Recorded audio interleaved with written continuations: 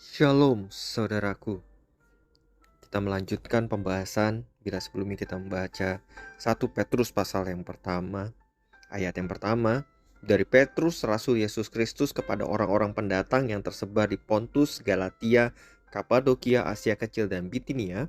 Maka di ayat kedua, Petrus melanjutkan, yaitu orang-orang yang dipilih sesuai dengan rencana Allah Bapa kita dan yang dikuduskan oleh Roh supaya taat kepada Yesus Kristus dan menerima percikan darahnya. Kiranya kasih karunia dan damai sejahtera makin melimpah atas kamu. Dari salam pembuka yang terdapat dalam surat 1 Petrus pasal yang pertama, kita dapat mengetahui kepada siapa surat ini ditujukan. Ya, kepada orang-orang pendatang yang tersebar. Siapa yang dimaksud Rasul Petrus sebagai orang-orang pendatang yang tersebar ini? Dari bahasa Yunaninya, kata orang-orang pendatang ini dituliskan dengan kata warga asing. Tentu yang dimaksud di sini bukan orang-orang yang asing bagi Petrus. Surat 1 Petrus ini ditujukan kepada orang-orang percaya, umat pilihan Allah yang telah beriman kepada Tuhan Yesus dan beroleh kasih karunia keselamatan daripada Tuhan. Lalu kenapa Petrus menyebut mereka dengan warga asing? Ya, sebagai umat pilihan Allah yang telah ditebus oleh Tuhan Yesus, kita bukan lagi warga negara dunia, kita menjadi warga di dalam surga yang sedang berziarah di dunia sementara ini. Kita menjadi musafir untuk menggenapkan rencana Tuhan atas kita di dunia sesuai dengan panggilannya.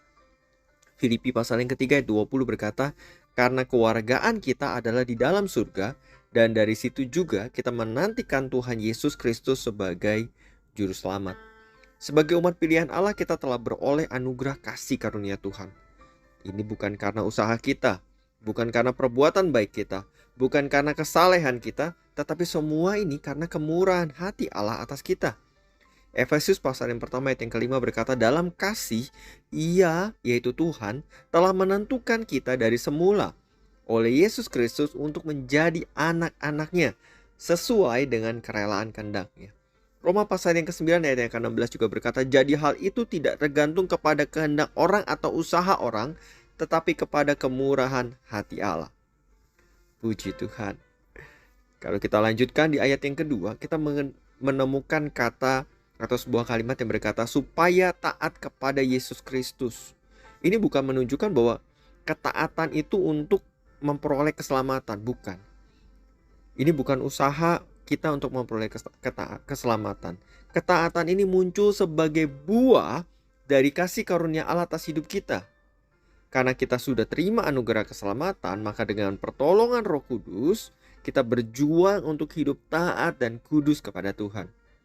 Efesus pasal yang pertama ayat yang keempat berkata, sebab di dalam Dia Allah telah memilih kita sebelum dunia dijadikan, supaya kita kudus dan tak bercacat di hadapan-Nya. Kita yang telah menerima anugerah keselamatan dari Tuhan, telah menerima pengampunan dan penyucian atas dosa-dosa kita. Bertobatlah dan ayo kita berjuang hidup kudus di hadapan Tuhan. Kita berjuang untuk terus taat kepada Tuhan. 1 Yohanes pasal yang pertama ayat 7b berkata, dan darah Yesus anaknya itu menyucikan kita daripada segala dosa. Amin.